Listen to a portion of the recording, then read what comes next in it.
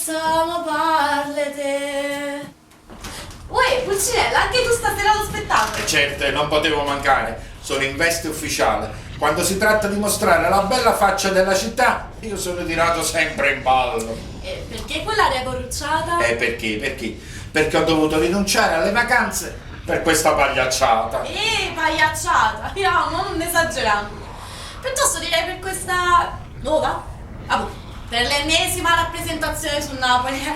Ma sai, anche io ero impegnata altrove. Nuova York vuole darmi un posto speciale. Meglio era stato la libertà. Ma io ho dovuto rifiutare. E se Napoli mi chiama, io non posso resistere. Io non posso defilarmi. Per me è un dovere, io devo intervenire e accorrere. Ma tu da sirena del mare ti fossi trasformata nella sirena dell'ambulanza. Ma lo vuoi capire che per l'ammalato non c'è più niente da fare? E che si chiama fuori animatore per non morto? Napoli, le donne di Napoli, l'amore delle donne di Napoli, tutta una buffonata. Ormai non ci crede più nessuno. Pure all'estero sanno che facciamo schifo. Anzi, ti dirò che fanno schifo. Io non ho partecipato alla distruzione e meno mi faccio vedere in giro e meglio, altrimenti finisce che dico tutto che la che tengo a pietta. Pulcinella, tu mi deludi. Non è così che si agisce. Una famiglia in difficoltà non la si lascia alla deriva.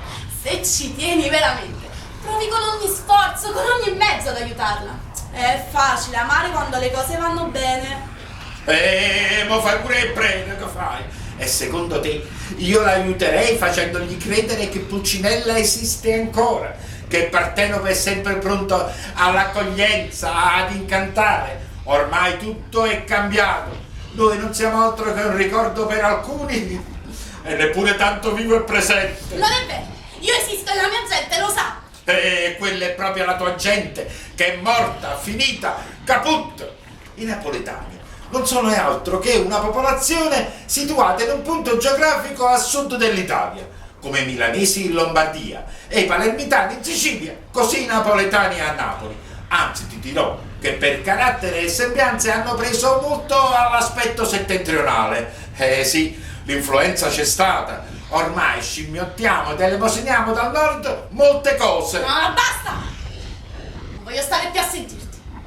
Tu sei pieno di rabbia, perché sei stato manipolato dal nemico, dalla paura e dal senso di impotenza che non ti fanno più vedere soluzioni.